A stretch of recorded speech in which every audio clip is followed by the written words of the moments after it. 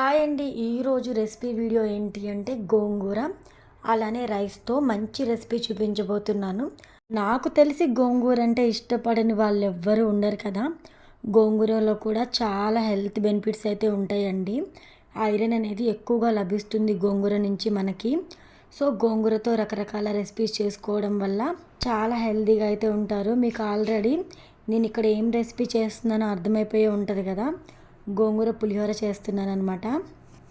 తెలంగాణలో పాతకాలంలో చాలామంది గోంగూరని పుంటికూర అనేవాళ్ళు, పులిహోరనేమో చిత్రాన్నం అని చెప్పేసి అనేవాళ్ళు అనమాట. దీనికి ఇంకొక పేరు ఏంటి అంటే పుంటికూర చిత్రాన్నం. పేరు వెరైటీగా ఉంది కదా, టేస్ట్ కూడా బాగుంటుంది.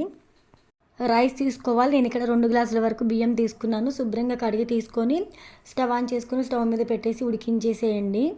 రైస్ ఉడికేలోపు ఇంకొక చిన్న ప్రాసెస్ ఉంది, అది కూడా చేసేద్దాం. ఒక బౌల్ తీసుకోండి, వెడల్పుగా ఉన్న గిన్నె తీసుకోవాలి. అందులో వాటర్ పోసుకొని శుభ్రంగా ఒలిచిన గోంగూర తీసుకొని 2-3 సార్లు శుభ్రంగా కడిగి తీసుకోవాలండి.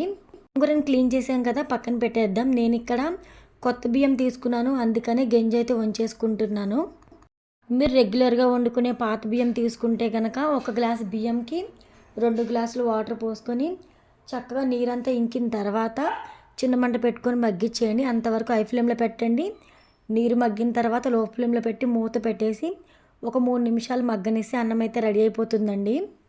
అన్నం అయితే వండేసాను. అన్నం వండేసాను కదా, ఇప్పుడు స్టవ్ ఆన్ చేసుకొని స్టవ్ మీద మరొక ప్యాన్ పెట్టేసి ప్యాన్ హీట్ అయిన తర్వాత ఒక 1 టేబుల్ స్పూన్ ఆయిల్ సరిపోతుందండి.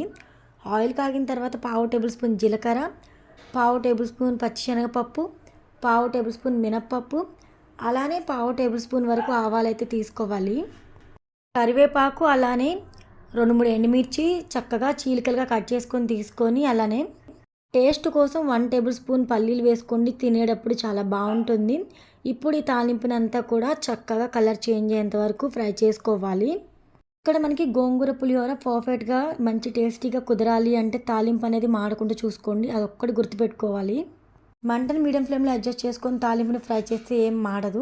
నెక్స్ట్ అయితే శుభ్రంగా కడిగిన గోంగూర వేసుకొని కాస్త ఫ్రై చేసుకున్న తర్వాత టేస్ట్కి సరిపడా సాల్ట్ వేసుకోండి. 1 టేబుల్ స్పూన్ సాల్ట్ సరిపోతుంది. 1/2 టేబుల్ స్పూన్ వరకు పసుపు అయితే యాడ్ చేసుకొని కలుపుకోవాలండి.